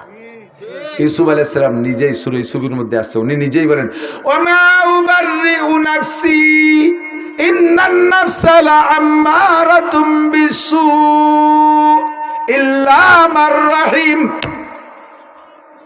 ওই মুহূর্তে আমি আমার নিজের আত্মার উপরে দুর্বল হয়ে যাচ্ছিলাম, বারবার আমাকে আত্মায় নফসে উল্টো দিক টানতেছিল। ওই সময় আল্লাহ না বাঁচাইলে আমার বাঁচার কোনো উপায় ছিল না। এর মধ্যে দেখে ইয়াকুব আলাইহিস সালাম ওই রুমের মধ্যে ইউসুফ আলাইহিস সালামের আব্বা শাহাদাত আঙ্গুল কামড়ায় ধরে বসে রয়েছে। ওই ঘরে কি ইয়াকুব আলাইহিস সালামের যাওয়ার কোনো পথ আছে? উনি বুঝে ফেলাইছে যে আমি যে এই ঘরে আছি আমার আব্বা জানে না, কতকাল চলে এসেছে, আব্বা জানে যে ভাইরা বলছে বাঘে খেয়ে ফেলাইছে। আমি সেই ইউসুফ, এই জায়গা আমার, এই জায়গা আব্বা আসার কোনো দরজা খোলা নেই। আমার আব্বা আসছে মানে আমার আব্বাকে আল্লাহ আমার সামনে দিয়েছে, এজন্য যে আমার বাপের সামনে এই কাম করা যায় না, এজন্য আল্লাহ আমার পাহারায় পাঠাই দিয়েছে। আমি আমার আল্লাহর ভয়ে, আমার আল্লাহর ভয়ে আমি এ কাম করতে পারবো না। তাহলে কি করা যায়? আল্লাযীনা জাহাদু ফীনা লানাহদিয়ান্নাহুম সুবুলানা। আমি চেষ্টা করি দেখি কতদূর হয়। আল্লাহর ভয় অন্তরে রেখে দরজার কাছে দৌড় মারছে, আর দরজা টাস করে তালাটা খুলে দরজা খুলে গেছে। একের পর এক যে দরজার কাছে যায় খোলে, 7টা দরজা খুলে গেছে, বাইরে বেরোয় চলে গেছে। লম্বা কিস্সা, শেষ ফিনিশিং। আজিজে মিসর নিজের স্ত্রীর ইজ্জত রক্ষার্থে ইউসুফ আলাইহিস সালামের ধরে জেলে দিছে, তুমি জেলে থাকো। উনি বুঝিয়ে ফেলাইছে ঘটনা, কিন্তু আর কোনো কথা নেই। এই যে যে জেলখানার থেকে বের হলো, কি বলে এই বিপদ থেকে বের হয়েছে, দুনিয়ার কোনো সহযোগিতা ছিল না, একমাত্র কার ভয়? যুবক, তুমি চেষ্টা করো, অন্তরে ভয় তৈরি করো। যে আল্লাহকে ভয় পায় আল্লাহ তার ব্যবস্থা করে দেয়।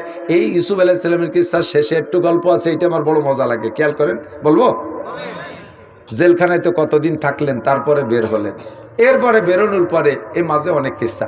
বেরোনোর পরে যাইয়া আজিজে মিসর, মিশরের প্রেসিডেন্ট মারা গেছে।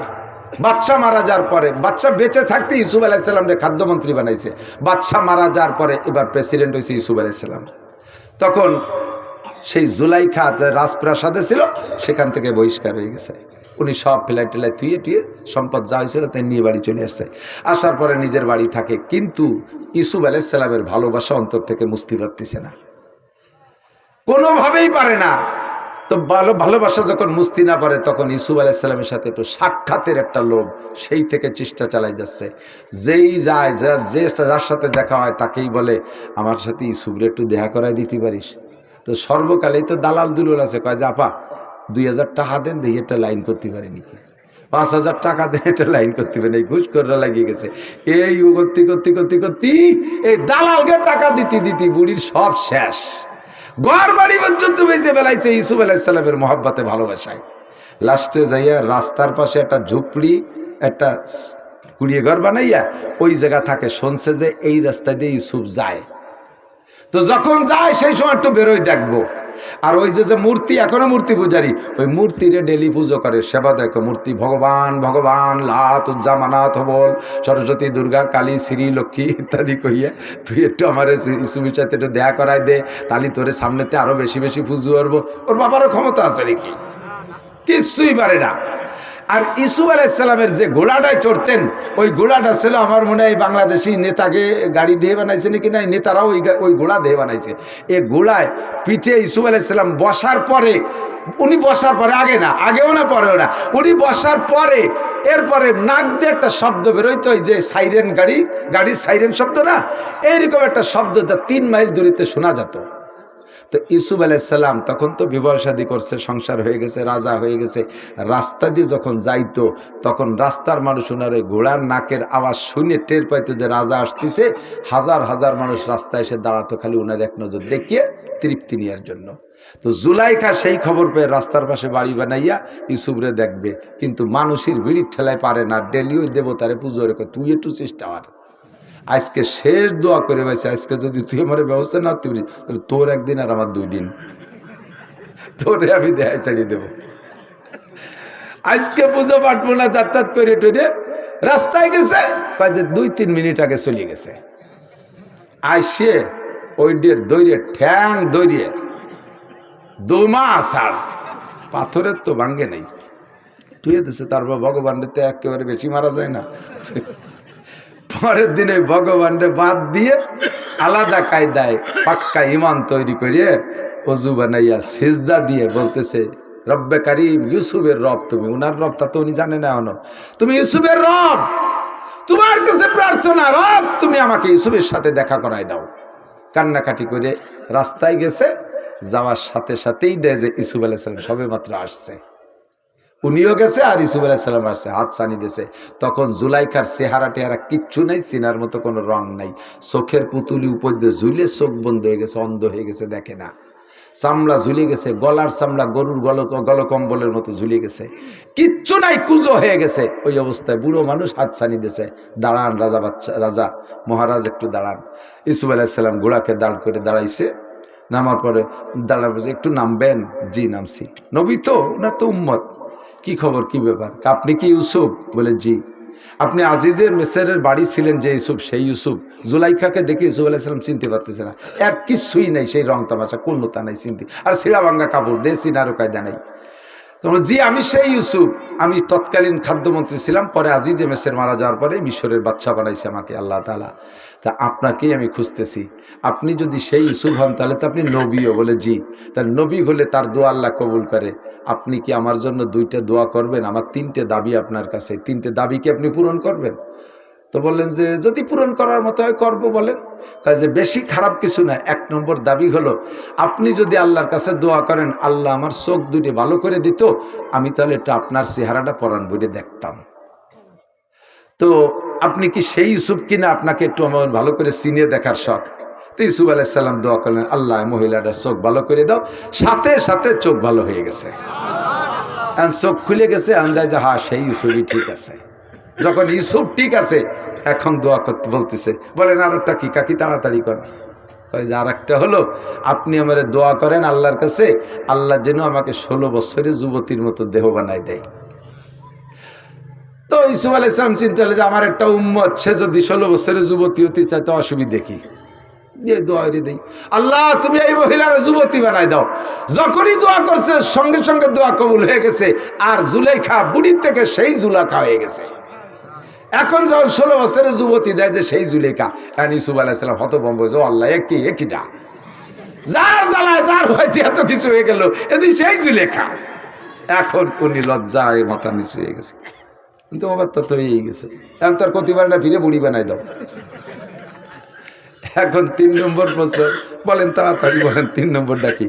3 নম্বরটা হলো আমার বিয়ে করতে হবে, 3 নম্বর প্রস্তাব আমাকে বিয়ে করতে হবে। সেই থেকে অপেক্ষায় আছি, সেই ছোটবেলায় ভালোবাসছি, কিছুতে আমার ভুল হইতে পারে নাই। আপনি আল্লাহর নবী, সেই হিসেবে আজকে আমি আল্লাহর সাথে যোগাযোগ করে আসছি, দেবতার কপালে লাথি মেরে দিয়েছি। যে আল্লাহকে বিশ্বাস করছি সেই আল্লাহর কাছে দোয়া করে আপনি আমাকে চোখ খুলে দিয়েছেন, যুবতী বানাই দিয়েছেন, আমার বিয়ে করতে হবে। ইউসুফ আলাইহিস সালাম বললেন, কোন নবী আল্লাহর সিদ্ধান্ত দেওয়া ছাড়া নিজে কোনো সিদ্ধান্ত নেয় না, আমি উপরের সাথে আলাপ করে নেব, সেটা করেন, তাড়াতাড়ি করেন, আমার এই প্রস্তাব নিতেই হবে, কোনো মতো ছাড়তে রাজি না। তখন ইউসুফ আলাইহিস সালাম সাথে যারা ছিল তাদেরকে নিয়ে চিনতে বসলেন যে কি করা যায়। এর মধ্যে জিবরাইল এসে, তখন তো একটা পথ খুলে গেছে। তো ভাই জিবরাইল নিজে কি কয় এই মহিলা, ইউবা সমা ফিরে আবার বেকায়দা ফেলাই দিছে। জিবরাইল কয় যে লা তাহজান ওয়ালা তাকাফ, উপরের ফয়সালা হয়ে গেছে, আপনি জুলেখারে বিয়ে করবেন। বলেন না সুবহানাল্লাহ, আপনি জুলেখারে বিয়ে করবেন, ফয়সালা উপরের থেকে হয়ে গেছে। এখন যেহেতু জিবরাইলের অনুমতি, আল্লাহর অনুমতি পাইছে, রাস্তাঘাটে তার বিয়ে করা যায় না, রাজকীয় বিয়ে হতে হবে। উনি লোক দিয়ে বাড়ি পাঠাই দিয়েছে, মহিলাকে বাড়ি নিয়ে যান, আমি অফিস করে আসে বিকেলে ফয়সালা হবে। উনি অফিসে চলে গেছেন জুলাইখারে বাসার দিক। জুলাইখা কাছে বাসায় যাওয়ানি পরে আগে আমার বাসায় একটু জাতীয় একটা কাজ আছে। কি কাজ? তো গেছে সাথে যাইয়ে সেই মূর্তির গেটি ধইরিয়া মাটিতে সপা সব বাড়ি, ঠ্যাং ভাঙে, হাত ভাঙে, শয়তান তুই জীবনে আবার একটা দোয়া কবুল করাতে পারলি রে। আজকে ইউসুফের রবের পর বিশ্বাস করে সিজদা দেবী, ইউসুফ রে পাইছি, আমি সব কিছু পেয়ে গেছি, তোর বাস জিহাইন দিয়ে যাই দেবো। ওরে ভাঙ্গে সরে গুঁড়ো গুঁড়ো হয়ে তুই, তারপরে ইউসুফ আলাইহিস সালামের বাড়ি গেছে, নিয়মতান্ত্রিক বিয়ে হয়েছে। আল্লাহর এমন কুদরত, আল্লাহর এমন কুদরত। ইউসুফ আলাইহিস সালামের আগে বিয়ে করা আরও স্ত্রী ছিল, কাহারও সন্তানের কোনো সনদ খুঁজে পাওয়া যায় না। তাফসীরে জালালাইন হাসিয়ার ভিতরে ওই বাইরে, মানে হাসিয়ারও বাইরে বেকা লাইনের ভিতরে লম্বা 2 লাইনের মধ্যে এই গল্পটা সংক্ষেপে লিখছে যে অন্য কোনো স্ত্রীর থেকে সন্তান আছে বলে তা খুঁজে পাওয়া যায় না। বুড়োকালে এই জুলাইখারে বিয়ে করার পরে 3টে সন্তান হয়েছে। তার এক সন্তানের নাম মানসা, এক সন্তানের নাম মানসা। দেখেন কোথায় যায়, সবকিছু করেওয়ালা কে? এই মানসার মেয়ের নাম হলো লাইয়া। লাইয়া, লাইয়ার অপর নাম মারিয়া, রহিমা। লাইয়ার আর এক নাম কি? রহিমা। এই রহিমা হযরত আইয়ুব আলাইহিস সালামের স্ত্রী। কোথা থেকে কোথায় ঘুরে ঘেরাইয়া কিভাবে এনে জায়গায় জোড়াই দিয়ে আবার সুন্দর একটা নবীওয়ালা নসল জারি করে দিয়েছে। ক্ষমতা কার? যে আল্লাহকে ভয় পায় আল্লাহ তার জন্য বিপদ থেকে বের হওয়ার রাস্তা খুলে দেয়। ধারণার বাহির স্থান থেকে রিজিকের ব্যবস্থা করে দেয়। তাকওয়ার 2 নম্বর ফলাফল। 3 নম্বর ফলাফল আমার দিক তাকান। আল্লাহ কয় ইন্না আকরামাকুম ইনদাল্লাহি আতকাকুম। দুনিয়ায় তোমাদের মধ্যে অনেক সম্মানী মানুষ থাকতে পারে, আরে সামনে বসে সম্মান করো, চলে যাওয়ার পরে গালি দাও, আছে না নাই? বড় বড় অফিসাররা আসে, পুলিশের অফিসাররা বিশেষ করে আসলে জবরদস্তি সার সার সার সার আইসে ডাবপাড়ি খা আমপাড়ি খা, এটা পাড়া উঠে মুরগি সময় দিয়ে এটা উঠা খাওয়াইয়ে জম্মের কান খাওয়াইয়ে বাড়িতে বিদায় দেওয়ার পর শালা বেটা শালাইছে সাইসে চুলিয়ে সাফ করে দিয়ে গেছে। গালিও কে গালি না, এই খাওয়া তারে সম্মানের খান খাওয়া নেই। সরবুনের পীর সাহেব, মুফতি আব্দুল গফফার সাহেব, মৌলানা ইসমাতুল্লাহ কাসেমি, মৌলানা লিয়াকত আলী সাহেব, ইয়াহিয়া মাহমুদ সাহেব, হুজুরের ভাই, ইন্দ্রাই বড় বড় মানুষ আসলে খাওয়াইয়া কি যে খুশি হয়। হুজুরি আমি নিজে খাদেমদের খাইছি, হুজুর খাতিও পারে আলহামদুলিল্লাহ, খুব সুন্দর। শেষে যা ছিল তা আমি দিয়ে দিছি, হুজুর কিন্তু যত্ন সহকারে নিয়ে গেছে। 1 মাস 2 মাস পর্যন্ত গল্প করে, আনন্দ প্রকাশ করে। এর নাম হলো রেজকে কারিম, সম্মানের খানা, সম্মানের খানা। ও গো খাওয়াইছো, যাওয়ার পরে গাইলিও 14 গোষ্ঠী উদ্ধরে দাও, আর এনাকে খাওয়াইয়া জীবন ভরে গর্ব করো, এটা হলো সম্মান। এটা কি? আর এই সম্মান পায় কে? যার ভিতরে আল্লাহর ভয় যত বেশি, সে তত বেশি সম্মান পায়। এরপরে আল্লাহ পাক রব্বুল আলামিন বলেন উদখুলু ফিস সিলমি কাফা তামুতুন্না ইল্লা ওয়া আনতুম মুসলিমুন। হে দুনিয়ার মানুষ, তোমরা দুনিয়ার থেকে মরতেই হবে, মরা ছাড়া একজনের উপায় নাই, বাইসে থাকতে কেউ পারবে না, তবে মরার আগে তোমরা মুসলমান হয়ে মরবা। নড়াচড়া হবে না। এদিক তাকান, আমি বলে থাকি ওয়াজের মাহফিলটা হলো গাই দোয়ানোর মতো, যাইয়েই বান ধরে টান দিলে দুধ বেরোয় না, বাসুদ্দে কিছুক্ষণ পানাতি আয়, পানানোর পরে দোয়ানোর সময় যদি বালতি সরাই নিয়ে যায় দুধ বেরোবে না। ওয়াজের সিস্টেম শুরুতে বিভিন্ন কিছু দিয়ে খানিক ফানাই টানাই নিয়ে শেষে যায় দোয়ানোর সময় যদি চল যাই আর বসে থাকতে মনে চাচ্ছে না, তো ফানানোর সময় দোয়ানোর সময় বালতি সরাই নিয়ে বাড়ি চলে গেলে কিছু বাড়ি যাবে না। আখেরি ফানা, আখেরি দোয়ানো হলো দোয়া মুনাজাত, দোয়া করবো আল্লাহর কাছে, ঠিক না? একটু বসতে হবে, আমারও কষ্ট হয়ে যাচ্ছে, কত পারা যায়। 5 সেপ্টেম্বরেতে শুরু করছি, প্রত্যেক রাত্রে 2 তো আসেই, 3 4, এবার সিলেট যে একদিন 5টা করছি। দিনই একটা রিজাল্ট করি, আপনার বক্তা আছে ওকে বাড়িটা করছি দিনই, রাত্রি সে জাফলংয়েতে শুরু করছি, ওই যে জাফলং শেখা সফরে যাও ওই জায়গাতে শুরু হচ্ছে, রাত্রি 4 করে ক্লান্ত হয়ে গেছে। পরের দিন আবার 3 করে তারপরে আইসি। 2 3 4 তো ডেলি চলতি তালে আছে, পারা যায় আর কত। আপনারা মোহাব্বত করেন, নগরকান্দা সালতার মানুষ বিশাল মোহাব্বত করেন। আমার শ্রোতা জগতে সবচাইতে বেশি আপনারা আর মাগুরা আলারা। আলহামদুলিল্লাহ, আমার গোপালগঞ্জের মানুষ আমার কথা শোনে, গোপালগঞ্জেও দিনে দুপুরে মাহফিল হলিল। তো আপনারা বসার কারণে ভালো, আমি যাই বলি আপনারা শোনেন, সেই খাতেরই বলি। এই কথাগুলো বহুবার বলছি, শোনা কথাই বলতেছি। তার ফাঁকে ফাঁকে যদি কিছু শেখার থাকে শিখবেন। আল্লাহ পাক বলেন লা তামুতুন্না ইল্লা ওয়া আনতুম মুসলিমুন, মুসলমান না হয়ে মরো না। জানতে চাইলাম আল্লাহ মুসলমান তো হয়েছে কটটুকুতেও, তা তো ভালোই বুঝে উঠতে পারতেছি না। আল্লাহ কয় মুসলমান হতে হবে সবটুক, একেবারে পূর্ণ মুসলমান। ওয়ালা তামুতুন্না ইল্লা ওয়া আনতুম মুসলিমুন ইয়া আইয়ুহাল্লাযীনা আমানু উদখুলু ফিস সিলমি কাফা। ইসলামের মধ্যে ঢুকলে পূর্ণ ঢুকবা, আধা বিধি হবে না। আবার তুমিনুনা বিবাযিল কিতাব ওয়া তাকফুরুনা বিবায। কোরআনের কিছু মানুষ যেটা ভালো লাগে, নামাজ ভালো লাগে পড়ো, রোজা ভালো লাগে না রাখো না, রোজা ভালো লাগে রাখো, আবার তারাবি ভালো লাগে না পড়ো না। এরকম 50-50 আধা বিধি হবে না। পাক্কা মুসলমান হয়ে আমার কাছে আসবা। উদখুলু ফিস সিলমি কাফা। আল্লাহ বলেন ইসলাম কি? নবী পাককে বলতে বলছেন। নবী পাক বলেন বুনিয়াল ইসলাম আলা খামস। ইসলামের ছাদ দেওয়া হয়েছে 5টা খুঁটির উপরে। ইসলামের ছাদ কয়টা খুঁটি? 5টা খুঁটি। 5টা খুঁটির উপরে যদি একটা ছাদ রাখা হয় তাহলে ছাদটা থাকে। আমি দেখা একটু প্র্যাকটিক্যালে দেখেন, এদিক তাকান, এই ছাদটা আছে 5টা খুঁটির উপরে, আছে না? একটা খুঁটি যদি বাদ মার খেয়ে যায় তাহলে ছাদটা থাকবে না। একটা খুঁটি বাদ দিয়ে দিলেন, ছাদটা পড়ে গেছে। 2টে বাদ দিলেও পড়বে, 3টে বাদ দিলেও তো, খুঁটি যত কমবে তত ছাদ দুর্বল হবে। আর আমার আপনার ভিতরে, অনেকের ভিতরে 5টা খুঁটির 4টেই মার খাইছে। হয়তো এর ভিতরে কোনো মতে ইমানের খুঁটিটা একটা আছে। 1 নম্বর খুঁটি হলো আশহাদু আল্লা ইলাহা ইল্লাল্লাহ ওয়া আশহাদু আন্না মুহাম্মাদান আবদুহু ওয়া রাসূলুহু। 1 নম্বর খুঁটি হলো কলেমায়ে শাহাদাত, অন্তর থেকে বিশ্বাস করে মুখে স্বীকার করা, এই খুঁটিটা আছে। 2 নম্বর খুঁটি ইকামিস সালাহ, নামাজ কায়েম করো। 2 নম্বরে ইতাই জাকা, পয়সা হলে জাকাত দাও। মৌসুমি ফসল আমরা শুধু আমার খেয়াল, এটা জরুরি কথা খেয়াল করেন। অনেক জানা কথার ভিতরে দুই একটা জরুরি কথা অজানা কথা এসে যায়, আবার জানা থাকলেও সেটা বর্তমানে ফিরে আলোচনা জরুরি। সেই হিসেবে বলি, আমরা মনে করি শুধু সোনা দানা, সোনার উপর আর নগদ টাকার উপরে জাকাত দিতে হয়, আর কোনো জায়গায় জাকাত নেই। নো, আমাদের এলাকার যত জমি আছে না, মুফতিয়ানে কেরাম জরিপ করে দেখেছেন অধিকাংশ জমি হলো উশরি জমি। আর জমির ফসল জমি যদি উশরি হয়, এর ফসলের ওসর দেওয়া ওয়াজিব। পরিমাণ কেমন? যে ফসল ফলাইতে খরচ যেমন, ওই ফসলের উপরে ওসরের হার সেরকম। যদি ফসল ফলাইতে খরচ কম হয়, মানে মোটেই খরচ না হয়, তাহলে দিতে হবে 10 ভাগের 1 ভাগ। যেমন আমাদের দেশে, আমাদের ওই অঞ্চলে হয় কলাই মুসুরি, জাস্ট শুধু বুনোই রেখে আসে, চাষও দেওয়া লাগে না। পানি চলে যাওয়ার পরে বুনোই রেখে আসে, আর পরে যে কাটিয়ে নিয়ে আসে, সার ওষুধ পানি কীটনাশক কিচ্ছু দেওয়া লাগে না। এ দিতে হবে 10 ভাগের 1 ভাগ। আপনাদের এলাকায় যে বাঁশ বাগান আছে না, বাঁশ বাগান, যদি কের বাঁশ থাকে, বেশ বাঁশ আছে, এই বাঁশের থেকে আপনার বছরের খরচের পরে যে বাঁশ থাকবে গুনিয়ে প্রত্যেক 10টা বাঁশের 1টা বাঁশ গরিব মিসকিনকে দিয়ে দিতে হবে। এটা বাঁশের ওষুধ দিতে হবে। এটা আপনার জমিনের ফসল, এটা জমিনের ফসল। আম বাগান আছে, যে আম বাগানের আম বিক্রি করেন, নিজেরা খাওয়ার পরে ব্যবসা বাণিজ্যের ভিতর দিয়ে যাইয়া লাস্টে বিক্রি করে যাক যে কয় টাকা হবে তার 10 ভাগের 1 ভাগ দিতে হবে। এটা উশরি জমিনের আম।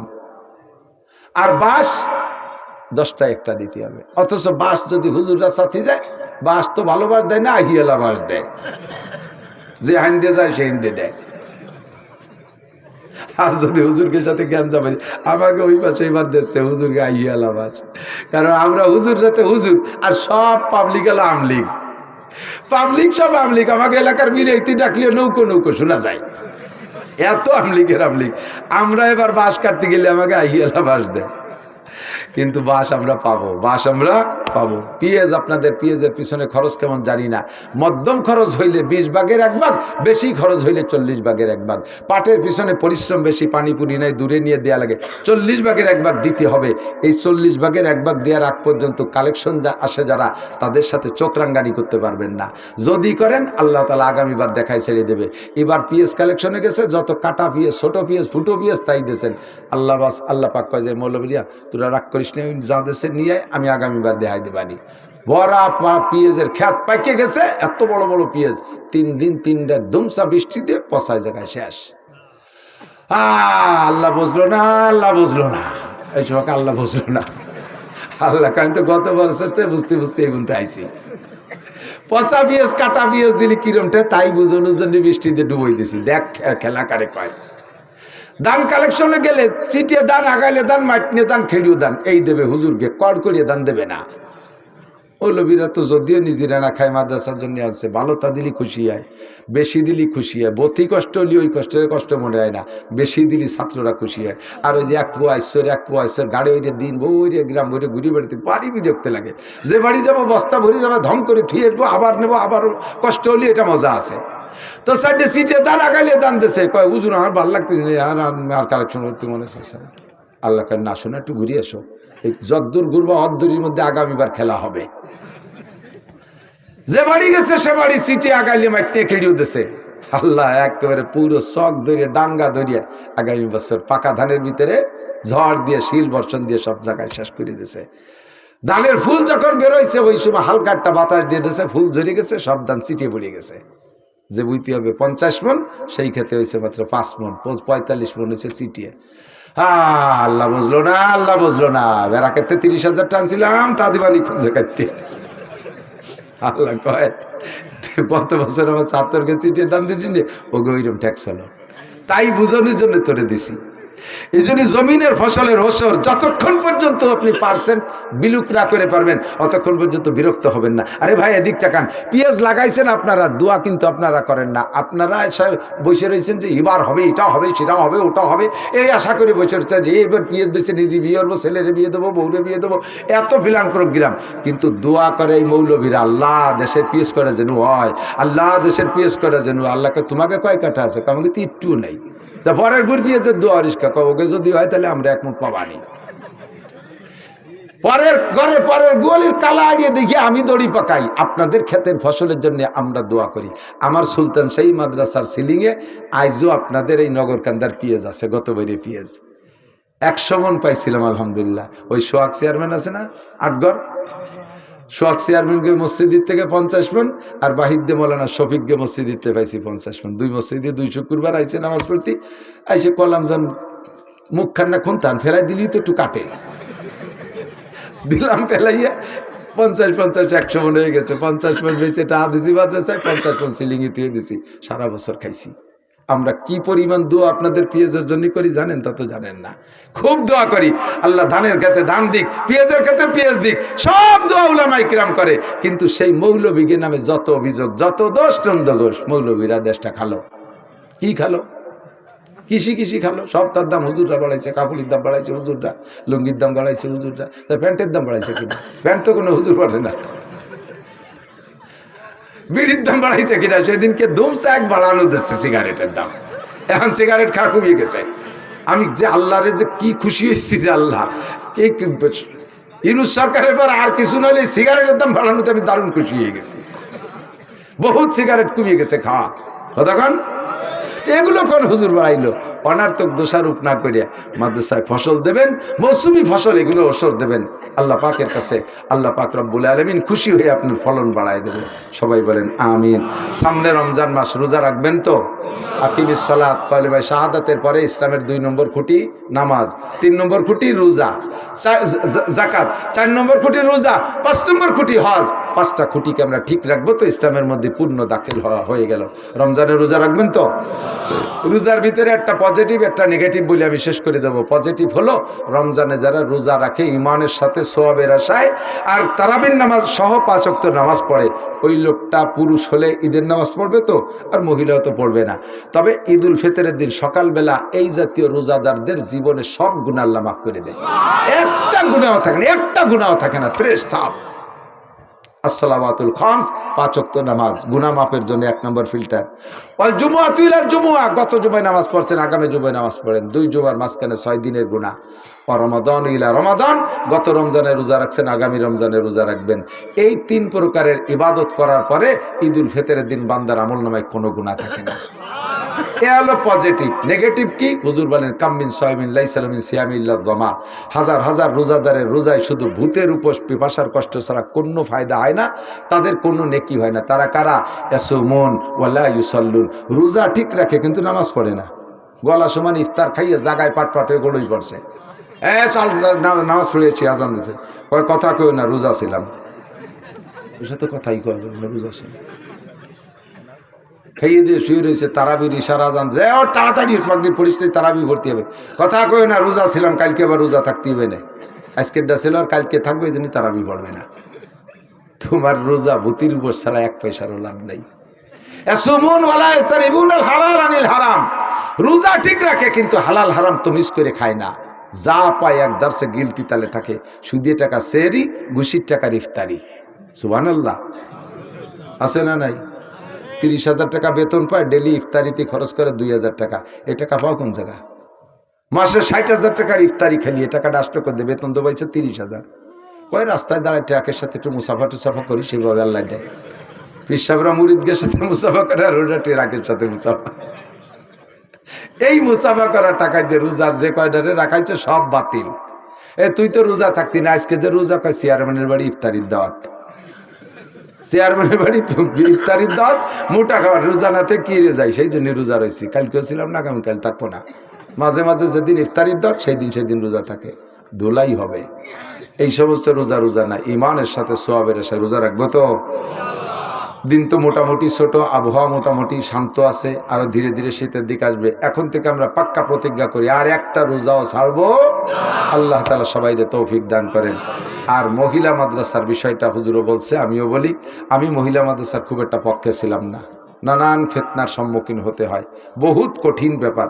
10টা পুরুষ মাদ্রাসা চালানো যে কঠিন, একটা মহিলা মাদ্রাসা তার সে কঠিন।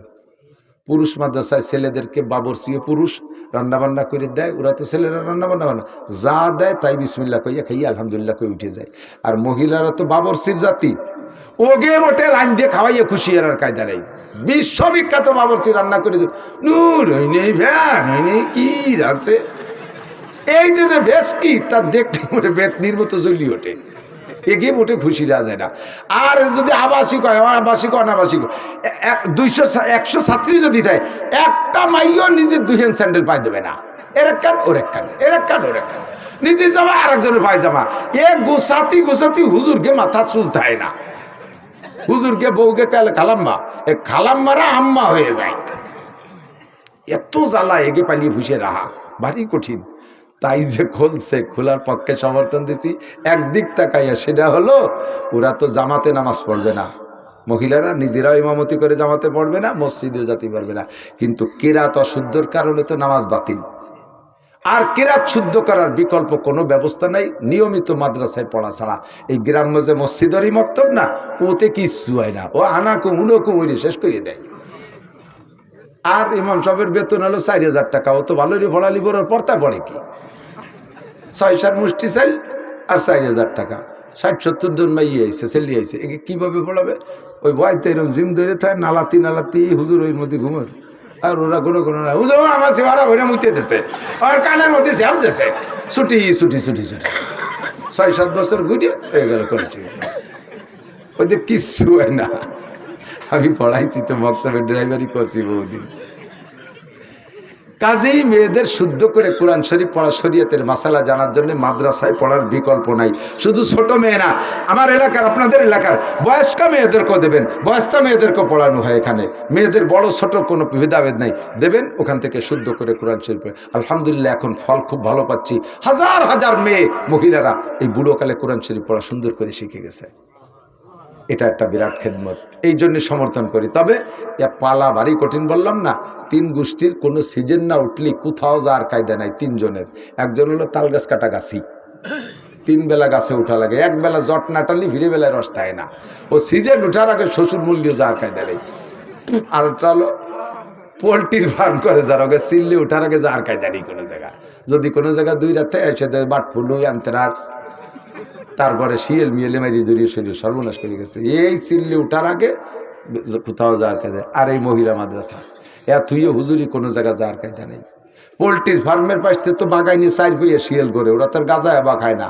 আর এই মহিলা মাদ্রাসার বাড়িতে 2 পাইয়ে গাঁজা খা, শিয়াল কুক মারতে তালে তাই। এর আজবার পাহারা দিতি হুজুরির ঘুম নাই। ওদিকে পুরুষ মাদ্রাসা বাহির দেয়া লাগে, ছাড়িয়ে দেয়, পুরো দেশ চষে ফেলায়। মদিনাতুল কাছে বলুল আমাকে ছাড়িয়ে দেয়, বাঁশ খুঁটি আগান বাগান দিয়ে সব কাটি কুটি নিয়ে পড়ে না কত কালে। এই মহিলা মাদ্রাসার মেয়েকে যদি ছাড়িয়ে দেয়, যে ফার্স্টে বাঁশ কাটি নিয়ে সঙ্গে বাগানেতে, ওর একটাও ফিরে আসবে। 8 বাজারে যদি কালেকশনে পাঠে আসবে ফিরে। কত বড় বিপদ। না দেবে সরকার টাকা, না পারে তারা কালেকশন করতে, এই সব চিনতে হুজুরির মাথায়। আবার হুজুর এখান থেকে প্রোটেকশন দিচ্ছে। আদর্শ মা, আদর্শ মা না হলে আদর্শ সন্তানের আশা করা যায় না। মা ভালো তো সন্তান ভালো। কাজেই এই মাদ্রাসাগুলোকে আমাদের পালিয়ে পুষে রাখতে হবে। পুরুষ মাদ্রাসাতে আসলে পিএস দেন, আগয় দিয়েছেন, এদের একটু দিয়েন, এদের জন্য এটা বরাদ্দ রাখেন। এরা অসহায় অবলা, এমন এমন মেয়ে আছে যাদের মা বাপ কেউ নাই, চির অসহায়। ওদেরকে পালিয়ে বুঝে বড় করে হুজুরের বিয়েও দিয়ে দিতে হবে। সেই মেয়েটারে ছেলে খুঁজে তারা বিয়েও দিতে হবে, তার যা যা লাগে সব দিতে হবে। এমন এমন তা চলে আসে। তা আপনার সন্তানরা আপনার আব্বাকে ডাক দেয়, যা চাই তাই দেন। এ মেয়েগুলোর কেউ নেই, আমরা একটু তাদের পাশে থাকতে পারবো না ইনশাআল্লাহ? এই মাদ্রাসায় সিজন হলে কিছু পিএস আপনি আগয় দেবেন, একে তো আনতে যার কেউ নেই, একটা আগয় দেবেন। এরকম কি কেউ আছেন যে হ্যাঁ এখানে আমি ইনশাল্লাহ পিএস দিয়ে যাবো, এখানে পিএস দিয়ে যাবো? যা দেন, 2 কেজি দেন, 5 কেজি দেন, 10 কেজি দেন, একটু হাত দেখেন না, একে আগয় দিয়ে যাবেন। আপনি দেবেন ইনশাআল্লাহ, দেবেন ইনশাআল্লাহ। 5, 10, 20 কেজি, 50 কেজি, 1 মণ পিএস এদেরকে আগয় দিয়ে যাবেন। আল্লাহ পাক আপনাকে এদের দোয়ায় আপনার জমিনের মধ্যে ফসল বাড়ায় দেবে ইনশাআল্লাহ। আল্লাহ কবুল করুক, বলেন আমিন। আর বলবো না, দোয়া করবো ইনশাআল্লাহ।